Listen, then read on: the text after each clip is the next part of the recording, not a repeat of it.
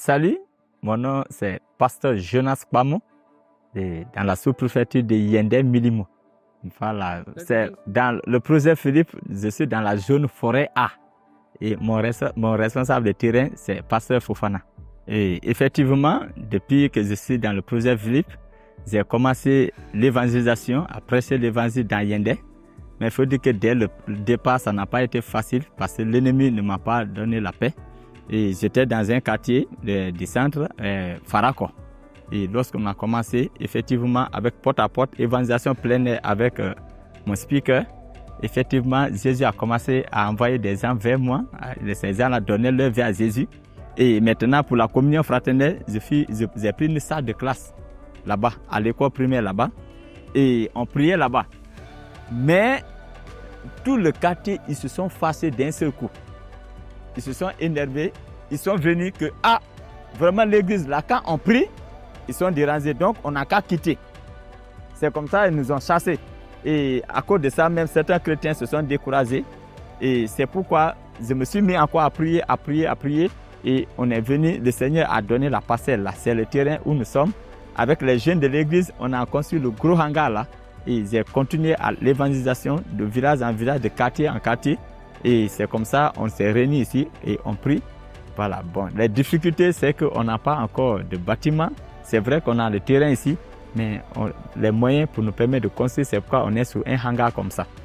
Voilà. Et là où nous étions là, c'est sur quelqu'un, on a pris parce que la pluie, quand il y a pluie, on se sauve là-bas.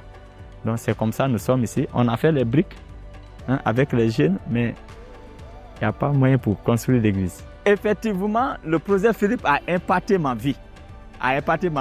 Tout d'abord, arrivé à Conakry, ils nous ont donné les supports. C'est écrit guide de l'évangéliste. En lisant le guide là, j'ai vu que vraiment, c'est tellement structuré au point que comment partager l'évangile. En lisant, je me sens fortifié. Ma vie chrétienne, je suis fortifié. Et je me sens vraiment, j'ai la force quand même de partager l'évangile. Chaque fois, je lis. Et je lis vraiment le support là. Ça a impacté ma vie. Et au travers de moi, d'autres personnes ont entendu l'évangile. Comme vous avez vu dans l'interview, d'autres qui ont donné leur témoignage. Effectivement, à cause du projet Philippe, j'ai senti la force. Pourquoi? Parce que, effectivement, frère, l'appel pastoral est là, mais je sens en moi l'évangélisation, partager l'évangile. Parce que quand je pense souvent à l'enfer, aux réalités, quand la Bible décrit des versets, vraiment quand tu lis, ça te fait trembler. Donc, j'ai pris l'habitude de partager aux autres, les avertir aux dangers pour qu'ils viennent à Christ. Mais je n'avais pas de speaker pour partir évangéliser.